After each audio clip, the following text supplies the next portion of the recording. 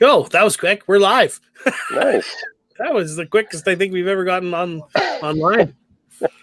How you doing, buddy? Doing good. You're out in the yonder again? The yonder, yes. I'm down in Lumsden working till, I don't know, mid-August or mid-October, something like that. So 10 and 4 shift. Nice. Yeah, so. Sitting around the fire right now, it looks like. Yeah. There's a fire back there somewhere. Where the hell is it? I don't know. Yeah, it's back there. It's not impressive, other than all the random branches and stuff that the guys have set up. Nice. Well, our guest bailed tonight, so it looks like it's just you and me. Yeah. But yeah, I figured we'd kind of go over, hunting in 2020 and what that's going to look like. So, you got any plans or what? Well, it's funny, the whole 2020 thing has been centered around COVID. And I was just thinking, I'm okay with social distancing while hunting. I'm okay with distance period while hunting. Oh, for sure. Yeah, that's part of the reason of hunting. Like, if I don't get inside 800 yards of a deer, I'm okay with that. I'll still probably touch them. Nice. Well, you're not actually going out this year, hey? I don't know. It's always kind of a crapshoot every year. Depends on what's going on with work and family and all that kind of stuff. Mind you, the boys' hockey it's rumored it's not going to start till December, for God's sake. Oh, man. So, I don't understand this horse shit. But anyhow, so I should have some free time in hunting season anyway. No kidding. For a hunting season. What about you? Like, I didn't put any in for any draws or anything. I haven't done that in a lot of years now. Yeah. Just because of the uncertainty with my schedule and that. So. Well, it makes sense, right? You gotta. You can't commit to like an elk draw and then all of a sudden you're working for 3 weeks on and 1 off or whatever, right? And you can't do that.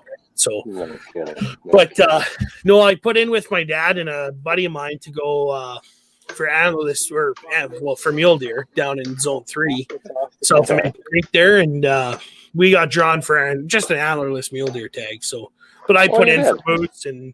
Put in for moose and elk and bear. No, not bear. I put in for everything this year and got skunked except for the antlerless tag. So they're like rats down there. So I'll just go shoot the first one I see. I might actually go down there Saturday, just to go do some quick scout and see what I see. And there's a nice little irrigation path there. I go down and there's a nice fresh patch of alfalfa. My godfather sold for me every year. So. Oh, nice. So when is that season for rifles? November 1st. So it's not too bad.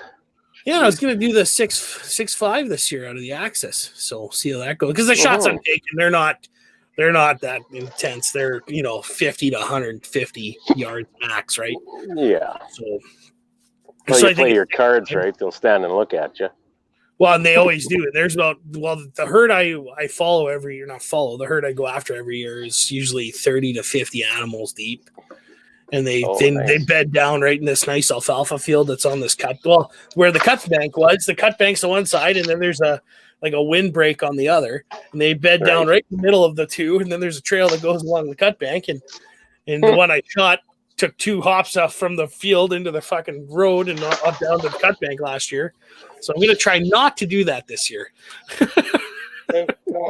So is Brad called Purdue? That's good. But the one thing that I want, we were going to have a buddy of ours, Caleb from Lloyd. He's Wild Side Outdoors up there. He's actually on a guided hunt this year for Speedy Goats down here. He's doing a guided hunt tonight, so he couldn't make it work. But he put out a video on 306 Hunters that talked about how 306 Hunters, the kids that are putting pictures of their first deer, whether it's whitetail or whatever, and they just get absolutely lambasted with guys that are saying, "Oh, you should have left it for whatever," and "Oh, I wouldn't have taken that shot. What are you doing?" And just giving them the gears. And that kid. There's one example, and I can't remember the exact post, but there's one example of this kid's first archery buck. Right. And yeah, it was a little like 4-pointer or something. It was nothing crazy, but it was his first deer. And Kurt, I don't know if you remember you shooting your first deer, but when I shot mine, I was just beside myself, like, "Oh, this is awesome!" Sure. Shaking and like, "Oh my god!" And so this kid, it meant the world. He posted it, was proud of it, and then he just got torn down. And he's actually a customer of this Caleb guys, and right. Caleb was saying in this video that this kid doesn't even want to go hunting this year because of that. Or like, again, like he doesn't even want to go hunting again because of that. And so it's the toxic bullshit that goes on the forums is just unreal. You know what? The first mistake that kid made, I think, is looking for validation from the fucking internet. Yeah. I mean, it's tough to tell a young kid, especially kids now that have grown up on the damn internet, that's not the way to go. They don't want to hear that. And I suppose, especially if he doesn't have supportive parents or something like that, even so, like keep it in your own community sort of thing. For sure. Look for your approval or your accolades or whatever there, not on the internet. And I suppose maybe the kid's not old enough to have realized that the internet is so goddamn toxic and just plain. Well, and like you said, he was looking for validation from random dudes on the internet. They got nothing better to do than sit in their mom's basement and bitch about other people's deer. And so it is what it is. But probably half of those assholes are truck hunters anyway. Well, hey, guys have never actually push bush and that, but. But former host of the show and friend, he's up in Clearwater right now pushing bush for elk there, and I don't think he's been successful. So let's give it up to him. But because me and him are significant truck hunters. Yeah, but he's putting in his work this month for elk. That's for damn sure. Well, that's right. He puts on some miles. Well, like 10 or so a day, I think, isn't it? Yeah, something like that. Straight and into the bush too, like not just walking. Like he's pushing the bush. I've been in Greenwater, and it's not easy in a lot of places in that area. Well, for sure. If you're making miles there, hey, get the fuck out of my light. I got to show this pretty face. It's half the show. Anyway, he's putting in work for sure. He's making some memories, whether they're good or bad. Oh, for sure. Well, didn't he fall into a beaver hole today or something like that? Oh, I don't know. I haven't been following. I've been on a cat all day, so a dozer. I was gonna say, get off that pussy and get to work. Not all day, I guess. No, not that kind of cat. Yeah, not that kind of cat. Yeah, sorry. Lane's been on the dozer most of the day. I took it for the afternoon. Pardon the fuck out of me. Yeah, there you go. Got some hunters with me here. Yeah? In the crew, absolutely, yeah. Well, you were saying before we went live, what it takes to actually get a license for the year. Mm-hmm. Do you want to just walk people through what it's like in Saskatchewan to get that? I don't know. It's been so bloody long since I've had a license. I work every goddamn fall, but no, you got to have your habitat, and this is assuming you don't put in for draw, but you go and get your habitat and show your hospitalization or whatever, or your license, your driver's license, I think, to get the habitat, and then you get each of your whatever species you want to hunt after that. It's really not all that difficult, but to navigate. It's a bit of a fuck around, though. It is a bit of a fuck around. To navigate all the stuff that you have to do, I suppose. If you don't know what you have to do, and if you don't have anybody guiding you through it, it's a bit of a trip for sure. Definitely. And like the first time I did it with their new system, the HAL system, I didn't know what I was doing, and trying to get guidance for that was just unreal. And I ended up doing everything right. It took an hour and a half of me researching. Okay, I got to buy a habitat. I got to buy this. I got to buy this. Right. And if I'm not going for anything, I should still put in for zone 99 because then I can keep up my status or whatever. And blah, blah, blah. Yeah, you know, I'm surprised at the amount of people that don't know that. I mean, the information's out there. It's just a matter of actually reading it and knowing what the hell to do. But yeah, you can actually keep your status without actually being drawn if you put 99 in the box, right? So, yeah. Well, in Saskatchewan, anyway. Yeah, I don't know what it's like in Alberta. Mike Heineck here says I got a Suffield elk draw for Alberta this year. You lucky bitch. No kidding. But yeah, we were just in that country. Well, I was anyway, driving through that country, and yeah, there's some spots where they would be pretty prevalent there, east of Drumheller, and yeah, that would be nice. But what's you okay? Oh, I don't know. I got a bug swatted off me, I guess. Oh, there you go. But like, Kurt, you guided up in the Yukon and stuff. Like, what are some of the basics? You know, outside of mindset, what are some of the basics that you need to take a big animal besides a rifle? Oh God, something went wrong. Yeah, of course, it's the fucking internet. Hey, you want to keep it down? Not really. This is great radio. Some of the basics you need to take an animal in the Yukon. Well, holy Christ, that's fine. You know what? Physical fitness comes to mind very close to the top. I had one guy from Connecticut, big fella, and he was a football player when he was younger. He claimed he had 3 back operations and 5 knee operations.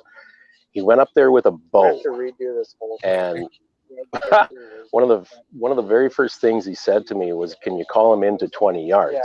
I said, "Well, I never had to, but I'm pretty sure it can be done." Yeah. He says, "Okay, good. I'm good at 20. Oh God. I could probably make the shot at 30, but I'm real good at 20." So, physical fitness and actual shooting skills is pretty important. I mean, I guess it depends on what value you place on it. At the time, the hunts were $12,500 US, and that was just for the hunt. That wasn't getting there or trophy fees and getting your trophy back to the States, you know, or wherever you came from. But this particular fella, because he had so many injuries, we really couldn't get up the mountains. Yeah. So we stayed in the low-lying areas, like around the lakes and that, where you didn't have to put out too much. And of course, what happens up there is bulls live high. In the mountains, typically the cows and calves live down around the lakes, and when rut comes, the bulls come down. They'll nose up a cow or two and push them up the mountain to breed them for 2 or 3 days, for as long as they're in heat. Okay. And then they come back down and search for more cows again, and it's a continual cycle through that rut period.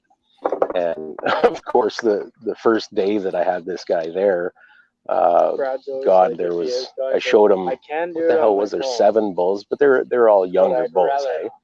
And I think it was toward the tail end of that first cycle of bulls coming down to sniff up cows and push them back up the mountain, right?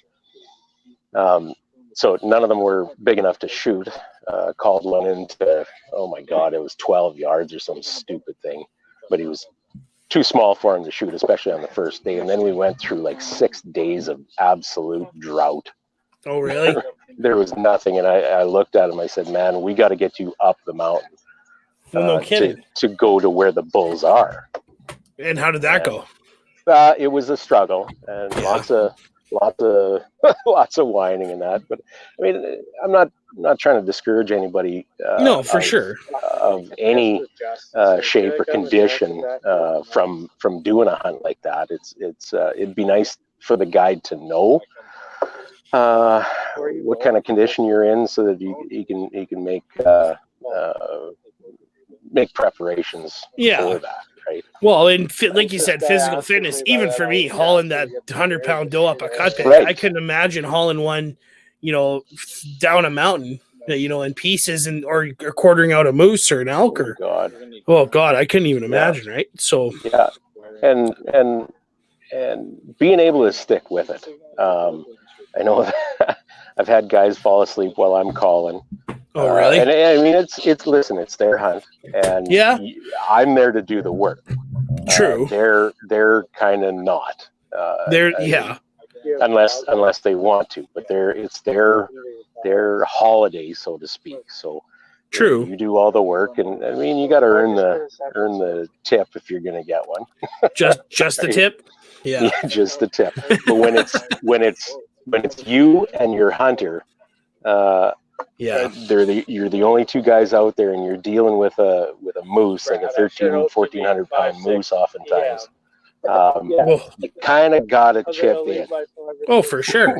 Because that poor guide is going to take 4 days to get that son of a gun out of the bush. Well, yeah, but at the same time too, you're paying, like you said, $12,500 just for the feed. That's not including transport going up there and back.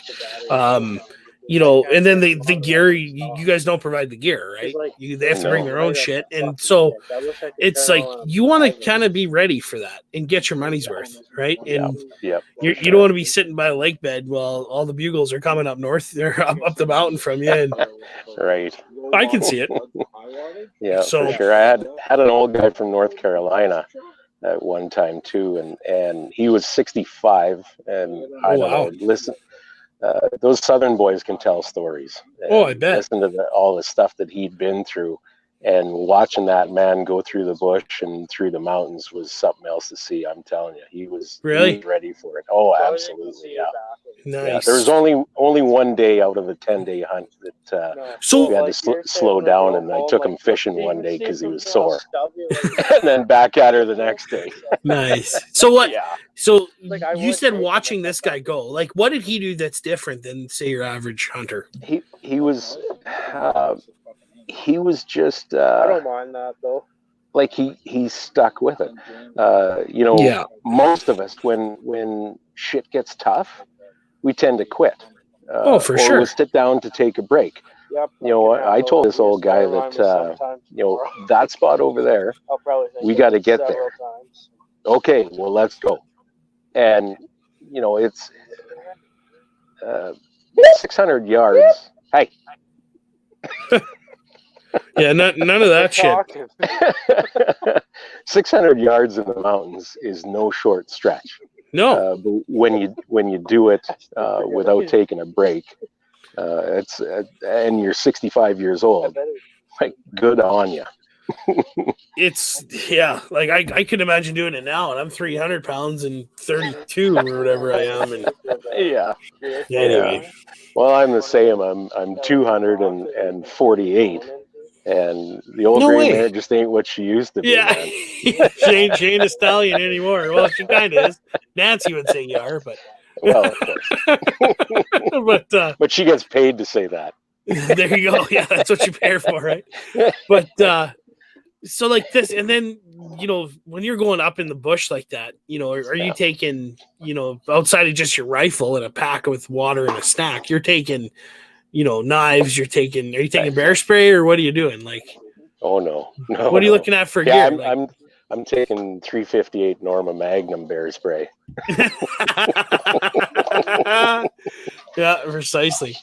Well, you know what? I've always been a big advocate of the protein bars, and they're light, and you can take lots with you. You take your TP, and that serves as both the obvious and fire starter.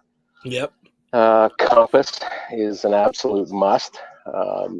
And personally, like I carried a GPS with me just to mark home base kind of thing. Thank goodness I never had to use it. And that's another thing up in the Yukon too.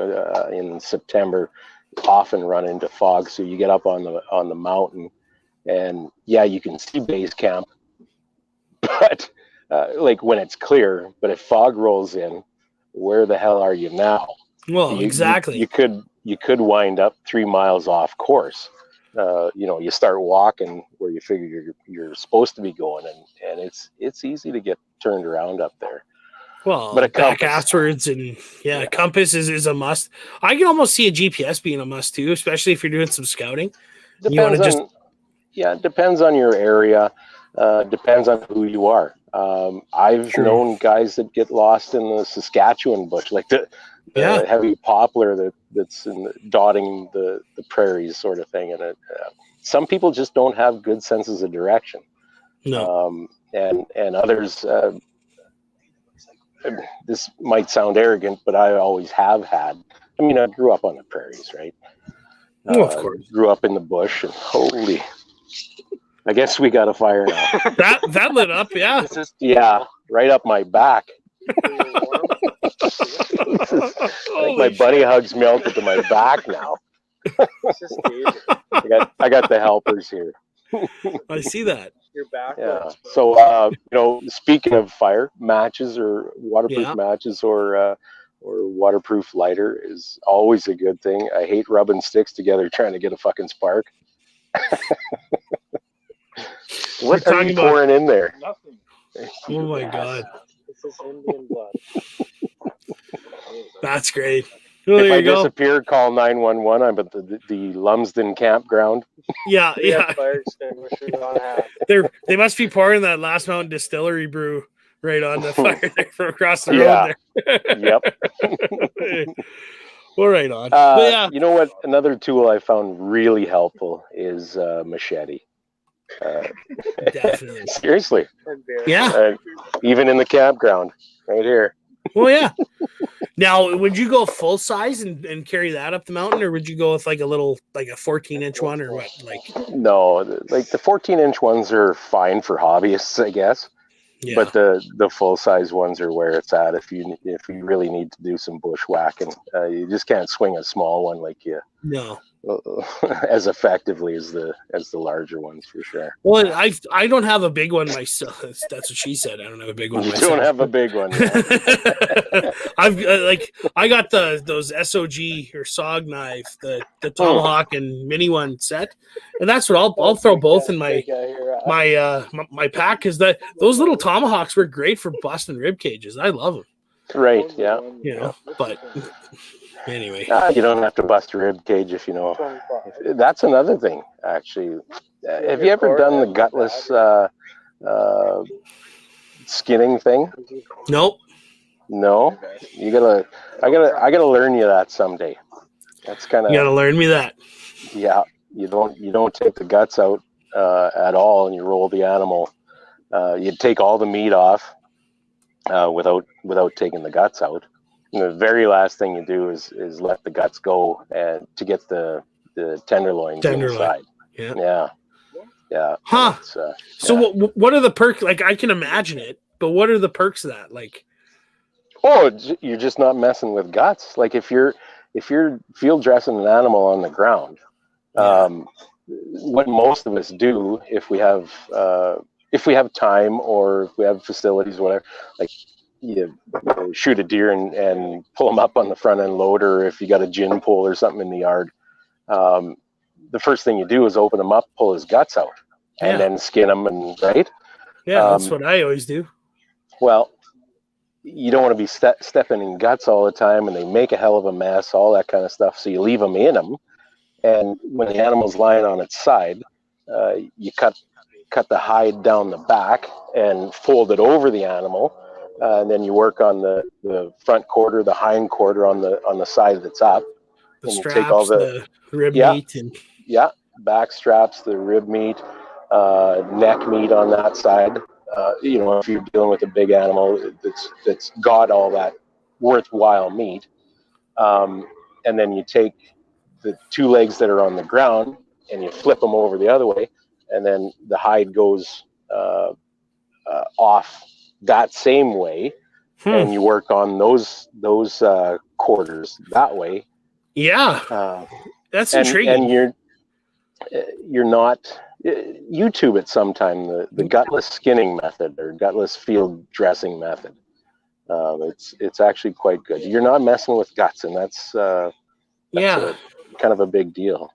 That's the main fuck around for me because I'm always scared. Like I'll field dress it right on the ground. Like I'll drag it to the edge of a field or whatever, and then field dress it on the ground, pull all the guts out. But then it's inevitable that once you do that, you're gonna get hair in the meat. You're gonna get hair in the, so then you got to torch it and you got to fucking fuck around and you're going to anyways, but it does minimize it a bit for sure. Well, yeah, that would be the way I'm thinking of, but that'd be intriguing. I might have to take you down to console when I shoot my doe, and you can show me. Deal. Okay. It's kind of in a way not worth it on a smaller animal like a deer, but nothing to say that you can't try it. Get practiced up for a bigger animal. Right. Well, it's very I'm curious. I mean, I gotta do my research because like you said, fuck around with guts. But the one thing I'd be concerned about is puncturing the stomach or whatever. Cause I guess you're not going that far to get that meat, right? Unless you're going down the lower spine or whatever, right? Well, still, you got straps and that. You got the flanks on the ribs. You got that sort of shit. You're really not going anywhere near the guts because you're cutting down the spine on the back, and then you're just peeling them.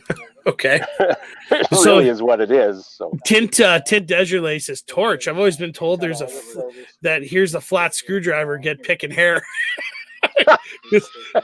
I always bring along man's an arsehole. That's right.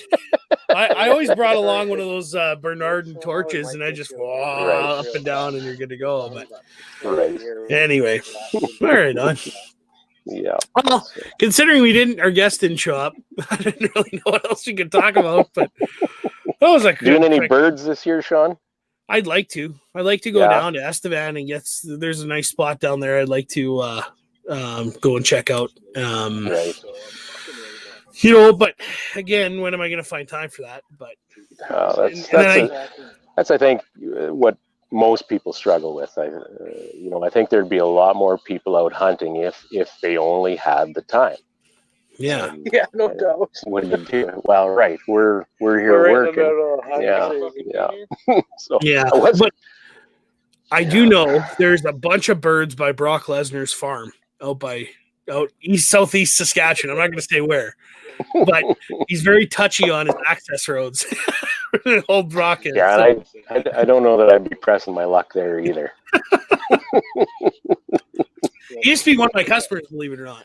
So, is that right? Yeah. Anyway, well, we'll leave it at that. But no, I'd like to go out and get some birds. And Randy Carey, shoot cranes, amazing eating, just like steak. Well, what's the nickname? They're called the cow of the sky or whatever, just for that reason. I remember my old man used to tell me all the time that, holy God, thanks for that. Right on cue. Wayne here says, you guys need more light, can hardly see you.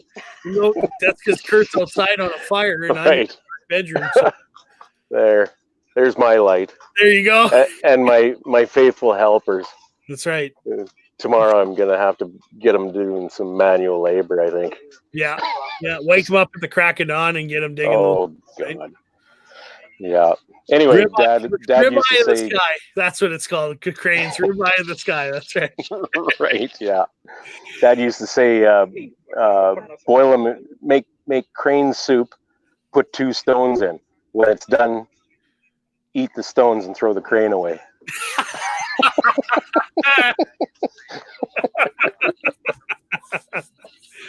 Never had crane. That's right. Whoa. What's going on here? Oh. Fuck around. Anyway. Such a jackass. It's time to go, I think. I think we're getting to that time. Well, sorry guys for the short episode. We were supposed to have Caleb on, but that didn't pan out. Maybe we'll have him on this weekend, but we got a few other pans of the fire for this weekend. So you think Connor's bad for wanting to get in on camera? Well, I was gonna say, where is he? These jackasses here, yeah. Connor's not drunk though. No, that's true. Well, that was a nice quick update, but yeah, so we'll cover more if we can get Caleb back on because I want to talk about his video. If you guys get a chance, go to 306 Hunters, Caleb Davidson is his name. Check him out. He's got good stuff. Yeah. Those boys are going to need some bolt action coffee in the morning, Kurt, I think. I think so. You bet. Forgot my grinder, though. Oh, son of a bitch. Plus, I'm typically at site before they get up anyway. Yeah, exactly. Well, I think nobody's up when you get up. I think the world almost. With any luck. Like I said, I'm not a herd guy, but I need to know where the fucking herd is. That's right. That's right. Herd Overwatch. That's right. All right, man. Who do we have this weekend? Anybody?